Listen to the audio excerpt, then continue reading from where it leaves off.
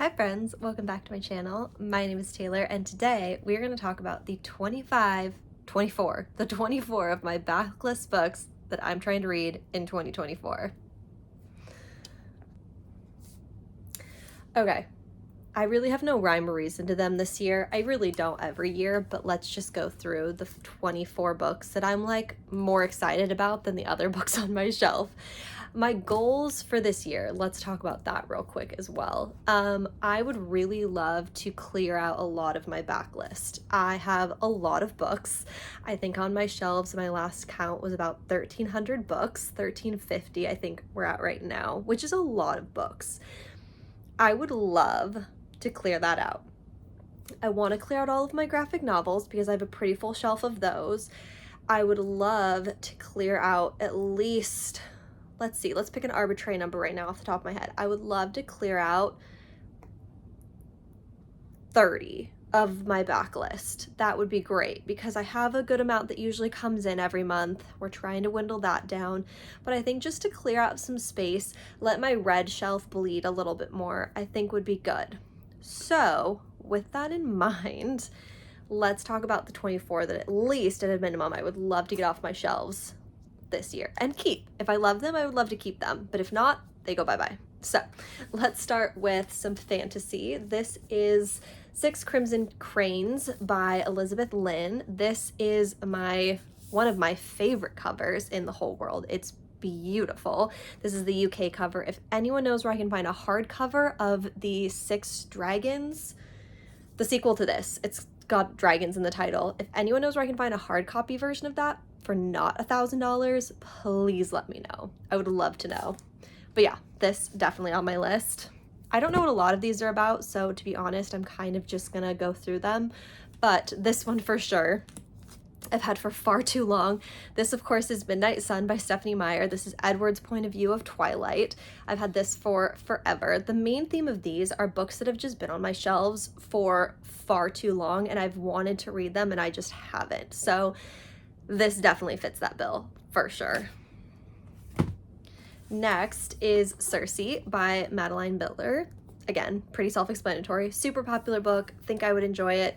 It's just been sitting on my shelves forever. Then we have The Couple by Helly Acton. This is one that I had recommended by Carrie Hope Fletcher on her YouTube channel, and I've thought this is so interesting, so definitely want to read this one. Then an anthology. This is The Starlet Woods. These are new fairy tales by a variety of authors: Marjorie Liu, Garth Nix, Sean M. McGuire, Jeffrey Ford, Naomi Novik. I think this will be great. The Astonishing Color of After by Emily X.R. Pan. Again, one that's been on my shelves for forever. I need to read it. Once There Was by Kiosh Mossif. This is one that I think came out last year that I would really love to read. I think this features griffins, and I'm excited. I think this is also a middle grade, so I think it'll be a pretty quick and easy read, which I would love. Next, we have a continuation of one of my favorite books that I read 2 years ago, and this is The Heart of the Sun Warrior by Sue Lynn Tan. I think this came out 2022, and I read the first one also in 2022 because I think this came out in December of that year. Anyways, need to finish it, need to read it. I really loved Daughter of the Moon Goddess. So I really just want to read this one. Next, we have Taylor Jenkins Reid's Carrie Soto is Back.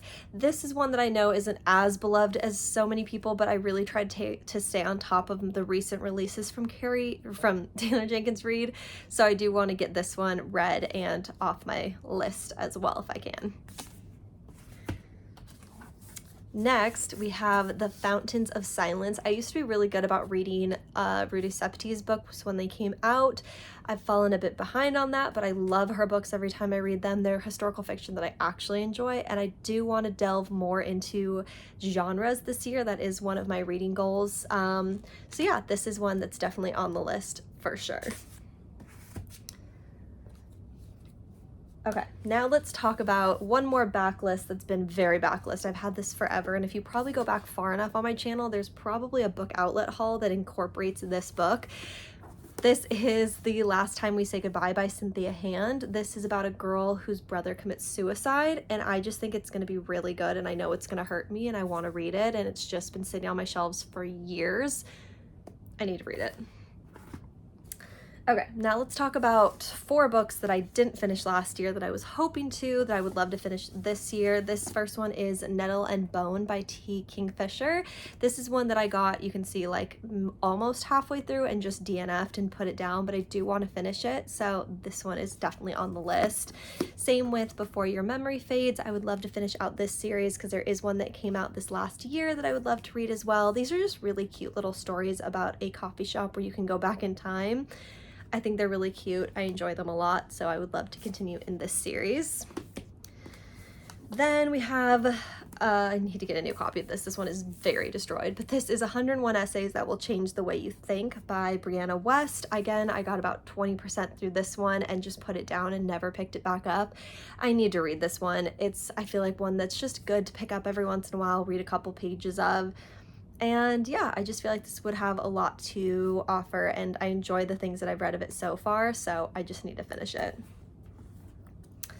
Then we have my book club pick that I almost got through, but got about halfway and haven't finished. This is The Virgin Suicides by Jeffrey Eugenius. And this is one that I need to read because I almost finished it, but didn't finish it for a book club, and then I spark notes the rest of it.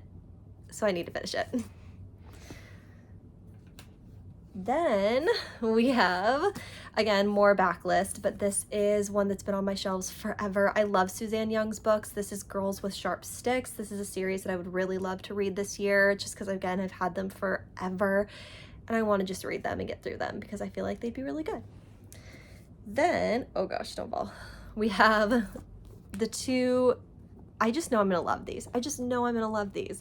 Legends and Lattes and Bone Chops and Bone Dust by Travis Beldry. I just know I'm gonna enjoy these, and I just don't know why I haven't read them yet, but I need to. Also, the covers just make my little heart happy, so I need to get to these.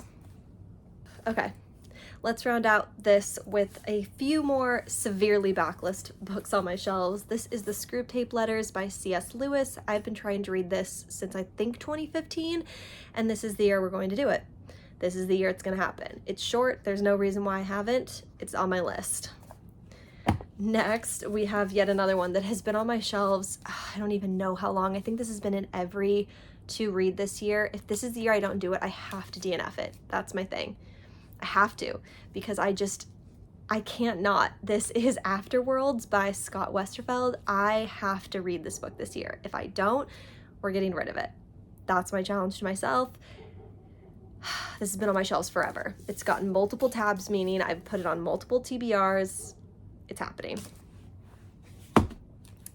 Next, another one, again, that has also been on my TBR shelves forever. This is Replica by Lauren Oliver.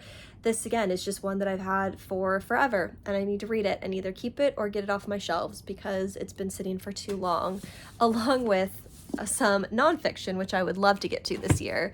This is Cannibalism by Bill Schultz. This is about cannibalism. Does that seem bizarre? Yes, but I love topics about odd things, so I think this will be really interesting.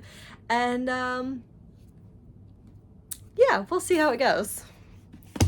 Going along with that, about random topics, about random things, this is Fuzz by Mary Roach. I love her nonfiction writing. This is basically about nature and the science conflicts between animals and the human world. I think it'll be really good. I've enjoyed everything I've read by her. One of her my favorite books of all time is by her. It's so good. So yeah, I think this one is definitely going to be on the list along with some of her other reads, but that one is one of her newest, so I'd love to get to it. And not lastly, but almost lastly as a back read, this is The Gender Game by Bella Forrest. I would just love to get to this. This is, again, one that's been on my shelves for forever, and I think it just would be good to finish and read and have off my shelves, or keep on my shelves if I love it, as I've said a bunch. So yeah, I think this will be quite good as well. And lastly, let's talk about this chunk of a book I plan on continuing my Sarah J. Maas reads this year. I'm currently in the middle of Crescent City 1. Plan to read Crescent City 2 before the third one comes out this year. It's on my TBR as well, so these two are definitely high up on the list for this month especially. So wish me luck as we go through these massive chunks of a book. But I'm just, once again, I'm just living, it's Sarah J. Maas's world and I'm just living in it. So I'm so excited to see what she comes out with this year and potentially next year, but I have a feeling these are going to be a fun ride, so wish me luck. All right, friends, so that is everything backlist that I'm hoping to get to this year. Obviously, I have quite a few books on my shelves, but I would really love to get to those, especially this year. Keep an eye out for some more videos coming soon. Let me know what you're excited to read in 2024 down in the comments below, and I'll see you guys in my next one. Bye!